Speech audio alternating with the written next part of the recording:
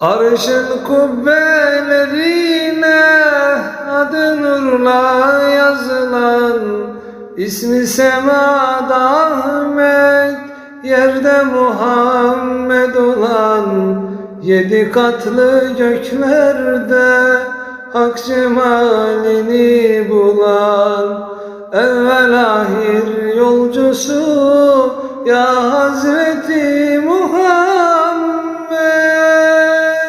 Sağanak nur yağmurları inerken 7 kattan, o gece sendin gelen ezel kadar uzaktan. Melekler her zerreye müjde verirken haktan, o gece sendin gelen ya